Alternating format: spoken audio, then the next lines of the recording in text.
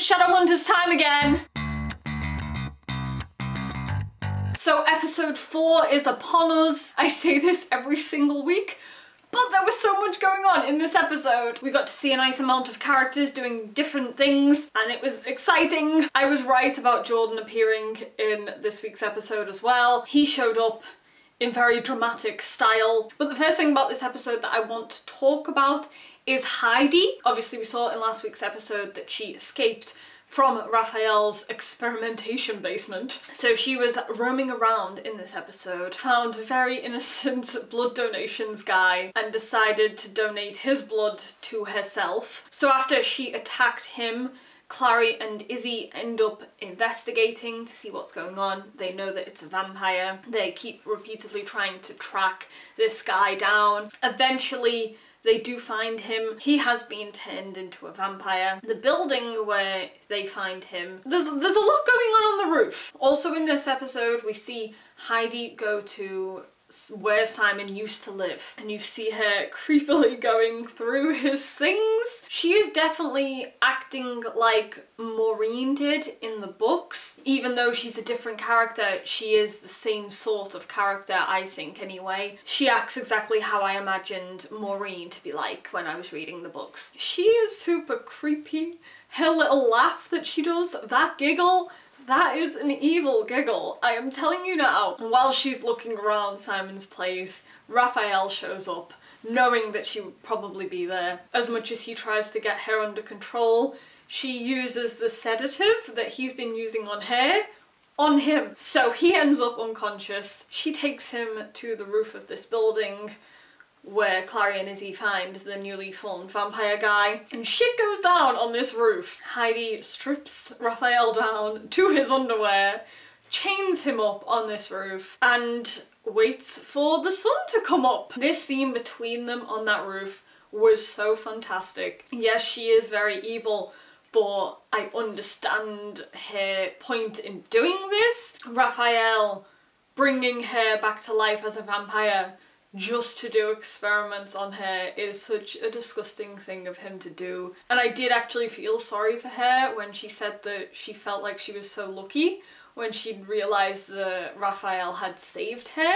Obviously she thought she had a new chance at life, only to be chained up in a basement and exposed to sun rays. So I can see why she is so pissed off. But we also find out that she has been wanting to become a vampire ever since she started going to the bleeding dens. So she is the type of person who really wanted the vampire lifestyle for herself. So as much as I do feel sorry for her, she is going to cause a lot of trouble for the Shadowhunters and for innocent mundanes. But I totally see why she chained Raphael up on that roof. But then on the other hand, we have Raphael and his reasons behind it. And as much as I hate the fact that he's done this, I do feel a tiny bit sorry for him as well. I just want to say that David Castro is a fantastic actor, because literally every scene that he does is just so brilliantly played out. And even though he has been a little shit, you can't help but feel sorry for him. And I don't know whether that's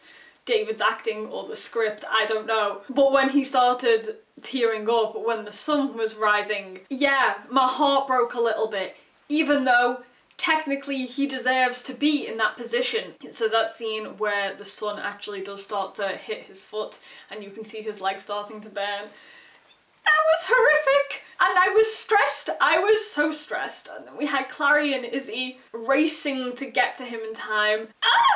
I didn't need that stress in my life. Whilst we're on the subject of Clary and Izzy, let me just talk about how fantastic they were in this episode, working together.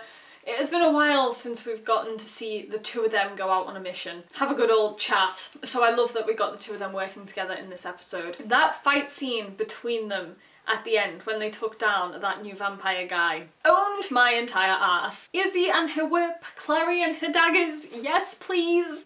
That scene was so well done. And they take this vampire down, get to Raphael in time, kinda. I mean, he still hurt his leg, but you know, he didn't burn to death, so there's that. He tells them that he was trying to search for the vampire, but he doesn't know who they are. And you could tell by the look on Izzy's face that she wasn't buying it at all. Raphael ends up rushing back to that basement to clear away all of Heidi's things so that he can hide all traces of her, conceal the evidence of what he's done. But Izzy is too smart for that, so she's followed him back. And when she sees the place, she knows what he's done.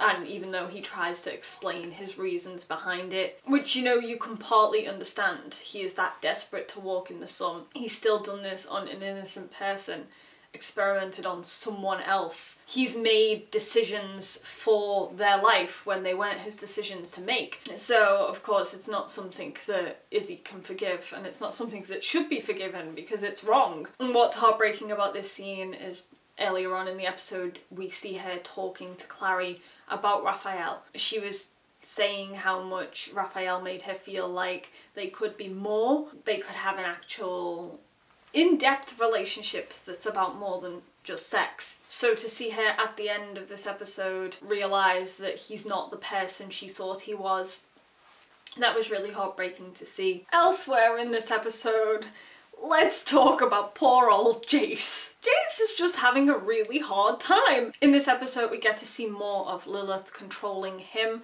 as the owl. The scene at the start where he is talking to Lilith. Lilith is so creepy. She talks about how Sebastian has her blood and how she saw herself as his mother, but she didn't realise that Sebastian needed her until Jace killed him. That entire scene was just creepy as hell.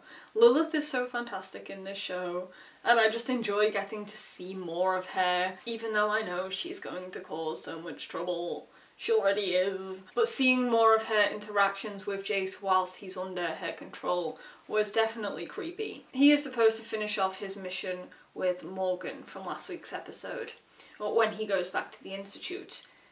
After Clary touches him, he manages to come to and is Jace again, but of course he has no idea where he's been, how he got back to the Institute, what the hell he's been doing. And so we end up with this very sad plotline of him thinking that he is going insane. I love that this was brought up in this episode. We had that scene between Alec and Jace where Alec brings up his mother having mental health issues. And of course that's not something that really comes up very often in Shadowhunters or the Mortal Instruments books in general. So to see Alec trying to talk to Jace about it, it was definitely sad to see because Jace just didn't want to hear it. Of course Alec knows that something is not right. He asked Clary again in this episode if something was going on, but she didn't say anything.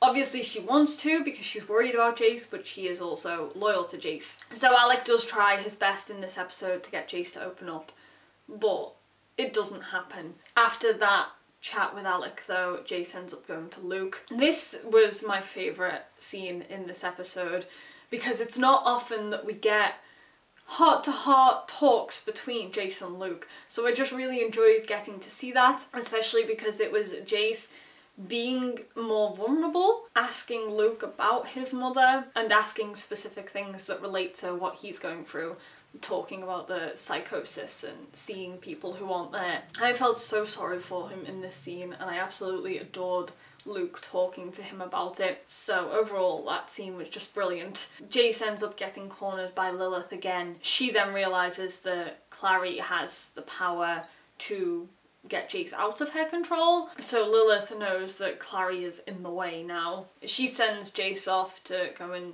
complete his mission as the owl. He ends up shutting the Institute down and gets rid of the demon from Morgan. I thought she was dead for a second there, not gonna lie. Later on, he wakes up in bed, not having a clue what has happened, and Clary finds him there. When he says to her that he thinks he's losing his mind, I just wanted to give him a hug because that poor boy, he just goes through so much. I hate seeing him in this situation, but you know, it's not ending anytime soon. We'll see where it goes from here. It's still pretty much following what he went through in the book, just with the owl added in. The owl is creepy, by the way. That scene where he got rid of the demon, creepy as hell. His face, his voice, no! Okay, so Simon in this episode, he is homeless. He has no place to live now because, Luke got rid of him from the Jade Wolf. I want to talk about that scene with Maya and Luke. When Maya finds out what has happened, she corners Luke and she really puts him in his place. I just adore how much she stands up for the people she cares about. Luke might be like this father figure to her, but she doesn't care about that in this moment. I just love Maya so much in this show. Like, I can't praise her enough. And it's funny because in the books, she wasn't one of my favourites. I still liked her as a character, but she wasn't up there in my favourites. Whereas in the show, I adore her so much, and that might just be because I love Alicia Wainwright, but still, I absolutely adore her character, and I love the way she takes no shit from no one. But yeah, poor Luke is still in this position that he doesn't want to be in, so he gets Jordan involved. We meet Jordan in this episode. We knew it was coming. He almost ran Simon over on his bike. Simon helps him back to his apartment, and of course, he needs a roommate. Simon needs a place to live. Of course, it's all too good to be true. I am very interested to see what the show does with Jordan, because obviously, I'm assuming everyone that watches these videos has read the books. If not, then spoilers. But we know from the books that he has been abusive in the past, he's been a complete dickhead in the past, and no matter what he does to help the characters, it can't really erase what he's done. The show has a way of twisting things a little bit, not quite doing things as you expect them to. In this show, Max survived and Jocelyn died. You know, anything can happen. So I am interested to see what the writers do with Jordan's character. The actor who plays him is fantastic.